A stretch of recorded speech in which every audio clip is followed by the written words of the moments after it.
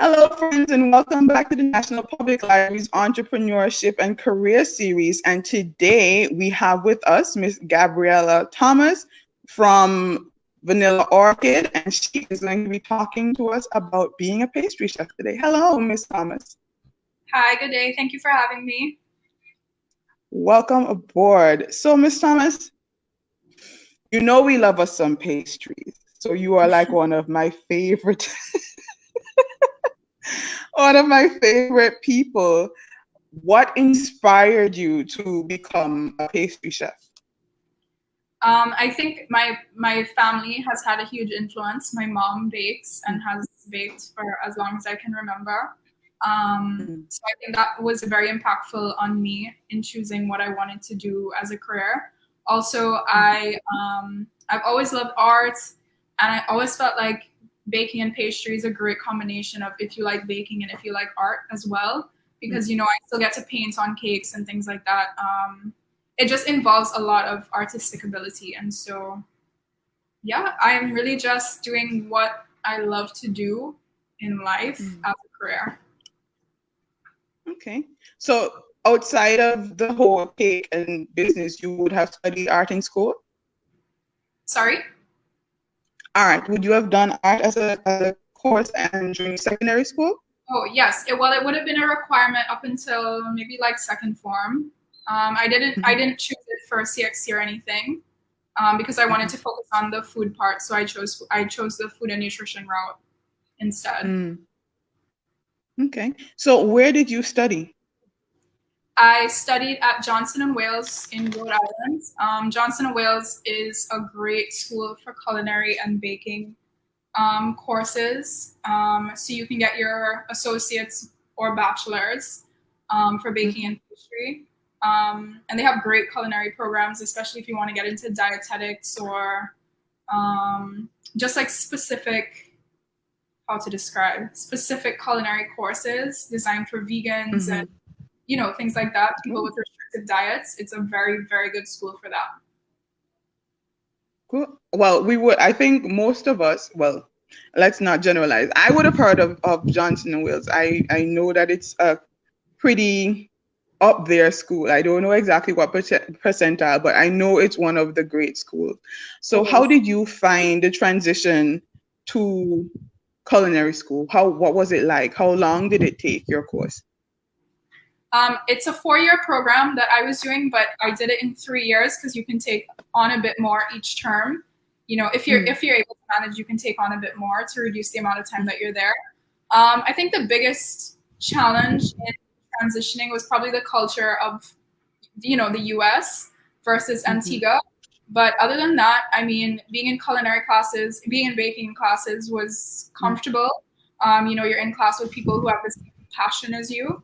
And so that's really motivating. I also had a lot of friends who were actually from the Caribbean, all over the Caribbean, the Cayman Islands, Jamaica. And so we kind of leaned on each other a bit for some more normalcy in a way.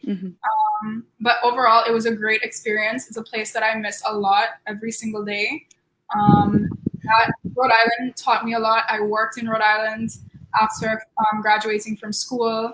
And so I really built a community there that I absolutely love. Rhode Island is like I feel like it's kind of like the Caribbean. It's kind of like a melting pot. There are a lot of different kind of people there, probably because there's so many universities in Rhode Island, other than Johnson and Wales. And so you come across all sorts of people.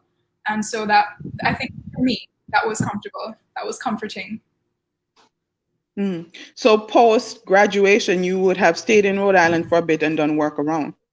Where would have been your favorite place to work post graduation? It was a place called Ellie's Bakery. I worked with them. They were actually my first internship while I was in school for my first year, for my associate's degree, sorry. And then I contacted them after graduating and I said, if you need help, call me. And I ended up working for them for about a year or so. I think it was more than a year after graduating. And I actually, I worked at Ellie's while working at a hotel in Rhode Island. So I would work an overnight shift at Ellie's and then I would go down to a different city to work at a hotel. And so it was a very rigorous year and a half after graduating, but I mean, I really wouldn't change it for anything. I probably didn't sleep that much, but it's okay. Like, I really learned a lot, a lot, a lot. I can imagine, because just being at home and having to prep for what you're cooking for dinner takes so much energy. I can't imagine going to work, doing all the prep because you got to get in there ahead of time, working the shift, then running someplace else, doing the prep, and then working the other shift. You must have been exhausted. Yeah. There were times I was pretty exhausted. There were times I've worked, like, not kidding you, there were times I've worked 24 hours straight. Wow. Or almost like pushing 24 hours. Yeah. And Wow. it's like winter there, and you go home and you're walking outside and it's freezing, your ears just want to drop off, and Ooh. it was an experience, but like, it was a very integral part of my process, honestly, and in my career. So at what point did you decide that, in as much as I'm enjoying this and learning from all of these other persons around me, that I want to come home and start my own business? I was trying to actually get a visa. I even forget the type of visa I was trying to get. But post graduating, you can get a specific kind of visa, practical training. So I'm sure it's with most degrees, honestly, you're able to get a 1-year visa just to get work experience in the US. After that, you can apply for a different kind of visa, but it's done through your employer. I wasn't able to do that. I had to come back home, or else I would have been illegal. So I came back home, and I mean, it wasn't like my first choice. My first choice wasn't to come back home, just because I felt like I was going to be so limited here. But nevertheless, I came back home and I started working for a hotel. And I started my business in the midst of that. I registered my business and I was doing cakes on the side. And then in 2019, I participated in the Just Desserts showcase at the Villas at Sunset Lane. And that's where I really like registered my business and that was kind of like my getting my name Your out there. coming out moment. Yeah. Exactly. So after that, last year in June, I decided to leave the hotel and just go into my business full time. And it's the greatest thing ever since, honestly. I love the people that I've been able to reach. It's just been a great experience. I'm learning even more now, just trying to figure things out on my own. There's so much involved in being an entrepreneur. There's so much to figure out. And so this in itself has been a great experience. I continue to learn something every day. So what's the story behind the name Vanilla Orchid? I'm sure most people don't know that vanilla beans actually come from an orchid plant. But what made you what made you decide that Vanilla Orchid was it? I actually had a whole different name in the beginning. Like, I had a whole concept. I wanted like a chalkboard look, like a very rustic brand look. And I had a whole different name in the beginning, and I wasn't able to get that name. And so I went back to the drawing board. And for me, trying to figure out the name of a business, I was kind of like, well, what do I want to express through my business? And I don't really know exactly how I came to like, okay, vanilla is in almost every baked good, and it also comes from an orchid. But I figured that people don't know that. And so it's a great conversation starter. They're like, oh my gosh, what's the vanilla orchid? Like, why that? And I think it also, it's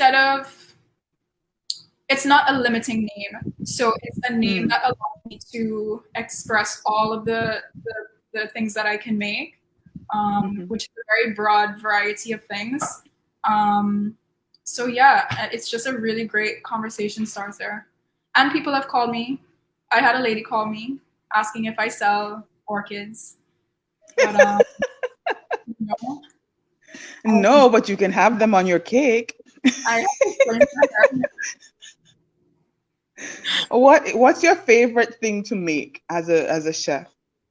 I don't really have a favorite thing, and that's why I think I just like to make a variety of things. I cannot sit down all day for a week, every day for a week, and just make cake. I can't do it.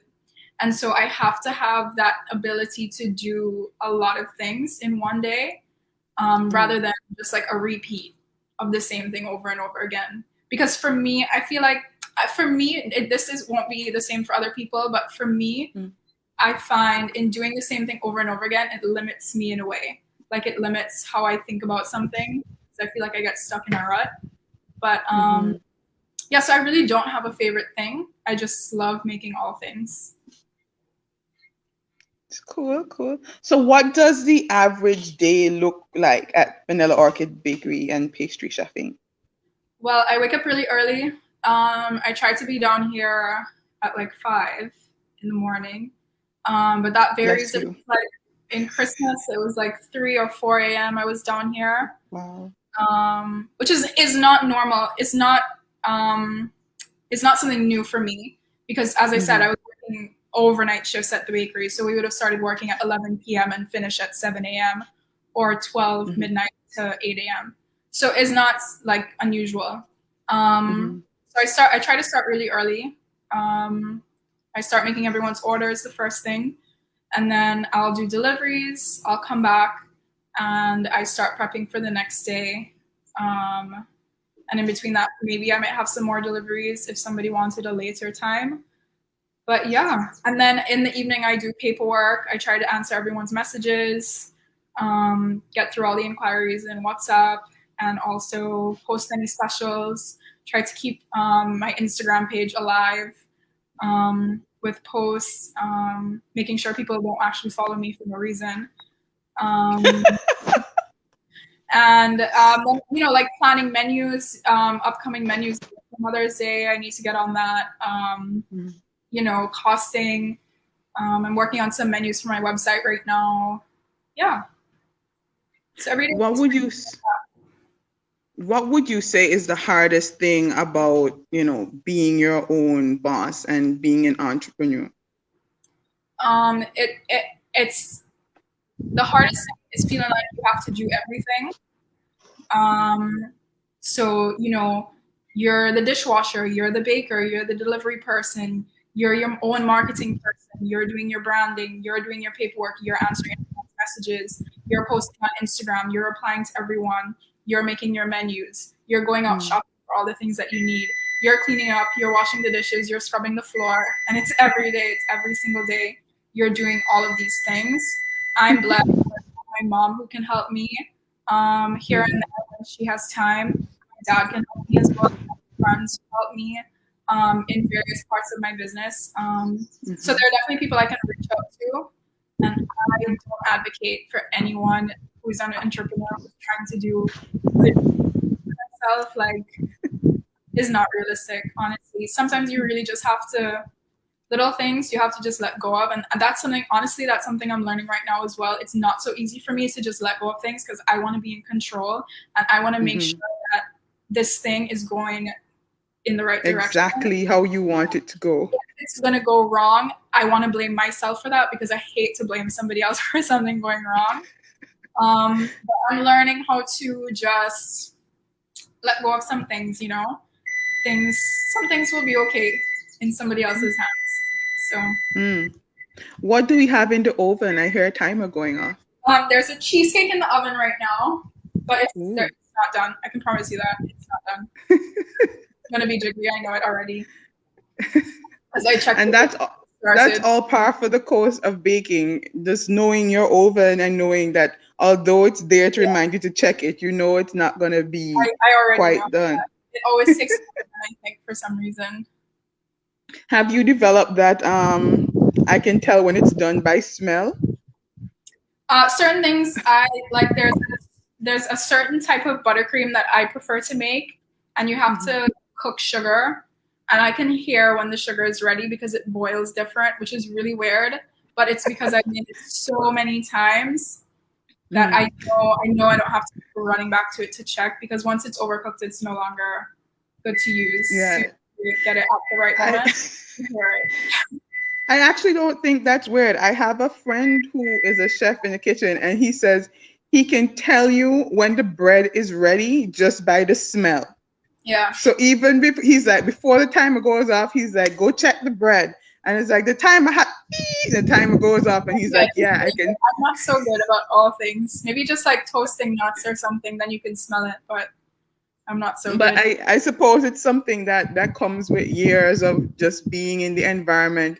Yeah. You know when it's hit that critical point and you need to get there or else. Right. But I imagine that, it's difficult balancing being your own boss, doing everything for yourself, and still having a personal life and everything. So how do you find balance? How do you make time for Gabbie, and what do you do for fun? I currently don't. I'll be honest. I currently don't generally make much time. I love going to the beach, and so that's my go-to if I have enough time.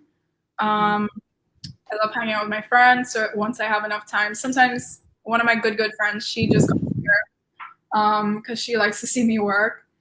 That way I get to hang out with her. With COVID though, we've been a bit more cautious. Distant, yeah. So I guess we're not always so quick to be like, oh, let me come over, let's do this, whatever. And with the curfew as well, when it was at 6 p.m., that was a bit difficult because I work all day, most days. I can go straight up until like 9 p.m. some days. So I am trying to come to a place where, I have some time set aside each week. But for right now, I'll just be honest that I don't, that I do not have time. Speaking of COVID, how has COVID affected your business? Because, I mean, for the most part, you do delivery. Did you do event catering where you actually went and stayed previously, or is it just deliveries that you would have been doing at the time? Well, my business really bloomed in COVID. Like I said, I started full-time last June, at the end of June. So I've always only done delivery. Before that, though, I would have a couple of events here and there. Not that I would have to stay at, because usually people outsource. The main person who's already doing food, but I'm just like dropping off, the sweet stuff. But because my business has just bloomed in COVID, I really haven't had any challenge. I mean, I work from home. We have our own space at home that I'm currently standing in right now. So that allows a lot of flexibility. We're not paying rent. We can be here when we need Helps to keep the overhead down a lot. Yeah, exactly.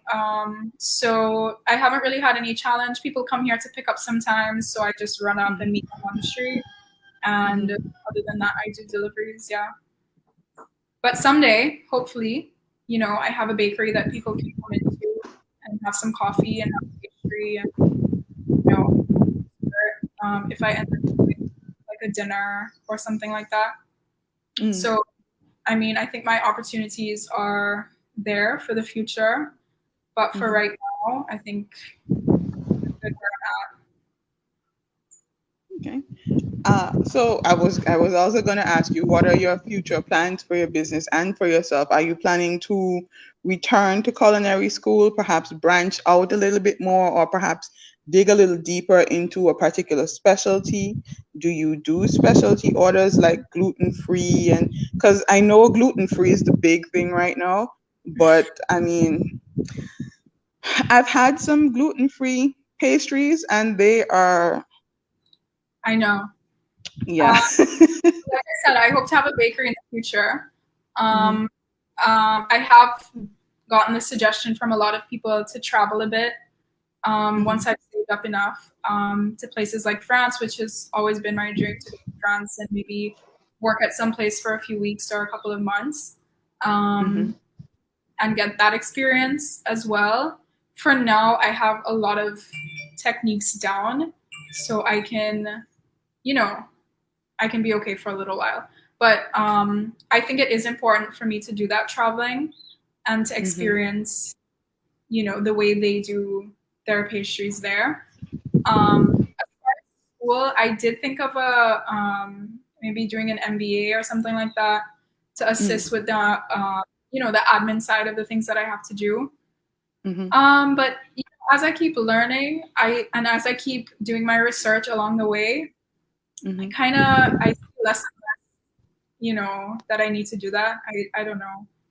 I don't know quite yet that I really still need to do that MBA. As far as specialty orders, I do gluten-free, dairy-free, vegan, egg-free, sugar-free, nut-free. I mean, it's free. I do it all. And I really encourage people, like, if they don't see something that is currently on any of my menus that they can have, give me a call and let's talk through it, because more than likely I'm gonna figure out a way to make it for you. I've had people call and they might ask, oh, I really want brownies, but I really don't eat sugar. And I'm also gluten-free and I'm also nut-free. So can you give me that? And I do. I figure it out. And somebody just the other day was actually like, whoa, those brownies had no sugar and they really enjoyed them. So when you call and if it's something that I haven't exactly done before, I say, give me a day, I'll do my research and I'll get back to you. Maybe I'll do some testing before I come to you with the final product. But I feel like either way, I'm going to figure it out and I'm going to get it. Because like I said, I don't want to be stuck in doing the same thing over and over again. I'd rather, if you have something on your mind, if you have a craving, call me and let me know. What's the most challenging order you've had so far? Maybe that one was one of them. That gluten-free, sugar-free one for the brownies. I'm still trying to wrap my head around how you'd pull that off. When I first started last year, like full time, I wanted to make a muffin that was sugar-free and vegan. And I took like my base muffin and I took out all of the things from it. And then I was like, okay, now you're left with like flour, right? Because you're taking out all the dairy, you're taking out all of the sugar. After that, you're left with flour and baking powder, really. So I did a lot of research about sugar replacements. And, I didn't really want to use things like honey because honey is generally expensive. And then I'm kind of having to price my items higher. And that's not necessarily good for the customer. So I wanted to, make sure I could find something that would keep things at a good price point. Within a good price range, yeah. Right. So I came upon dates. And that's what I've been working with. And it took a lot of testing to figure it out. To be honest, I tested those muffins for a long time. I tested them regular and I tested them gluten-free. And I've come to a place where I make vegan, sugar-free muffins. And so I kind of translated that into the brownies that I had to do. But yeah, so, after having an experience like that, you can become less afraid to try all of these other things to meet people's different requirements, And honestly, everything's already out there. All of the research that you need to figure these things out is out there, because there are a lot of people across the world who have the same issues, Somebody who's sugar-free in Antigua is the only person in the world that is sugar-free. Other people have done a lot of testing, and so you can go and find these things that will help you along. Some of them don't work. Them don't taste great, and so you can take those things and improve them, and that's what I really try to do. Nice. So where can our general public find you? Where are you located? So like I said, virtual space. I work from home. So we're located in St. Clair Heights. But you can find me on social media. I'm on Facebook and Instagram. On Facebook, you can search Vanilla Orchid Antigua. And on Instagram, you look for The Vanilla Orchid. Or you can give me a call or WhatsApp me at 720-7903. One more time, just a little bit slower. Oh, the phone number. Okay. Call or WhatsApp 720-7903. Awesome. Thank you. Because I know quite a few people who I have a friend who shall not be named, who has every allergy, I swear, known to man. can't do nuts, can't do dairy, can't do things with tomato, can't. It's a Wow. lot of can'ts. And so I know a birthday coming up, and I think that this may be a wonderful opportunity to try and hit all the cans because cake has been a no-no for a while. Right, that's the thing. And there's so many people out there that I've met that they're like, wow, I haven't had a cake in forever. Like, I haven't had this in so long. Can you make this for me? I haven't had this. I haven't had this. You know, since they've had to come off all of these different things. And so I'm really happy that I can provide them with the things that they've been missing, honestly. I also do gluten-free pizza crust and gluten-free bread. And they can also be dairy-free and vegan. So there are just a lot. Anything is possible. I feel like anything is possible. Anything can be figured out. And you're always open to a challenge. Always, always. Right. So you heard it here, ladies and gentlemen. She's up for a challenge. So if you have the money, she'll take you up on that challenge. I want to say thank you so much for talking to us, Gabbie. I know that there are probably a lot of things that you have to get done today, and we are so honored that you had the time to come and talk to us today. I'm so happy to have been able to speak to you. I think it's important, honestly, that we make time for things like this, especially not just for marketing purposes, but so that people know that these options are out there, and also so that entrepreneurs don't feel intimidated. Once they have a good idea, anybody should just give it a try. True, because you never know where you'll end up. I mean, it might just be just an idea that you have, but there are so many niches and so many ways to make things work for you that is different from everybody else that you just have to go for it. Yeah.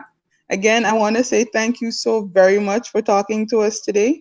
We look forward to tasting treats from you at later events. Hopefully, when we are all back opened up, we can do some tastings at the library. So thanks again very much, Miss Gabbie. And next week we're going to be having with us Mr. McLean Lawrence, and he is a lifeguard, and he'll be talking about getting us safe at the beach and what we should look out for. So thanks everybody for joining us, and see you next time. Bye bye.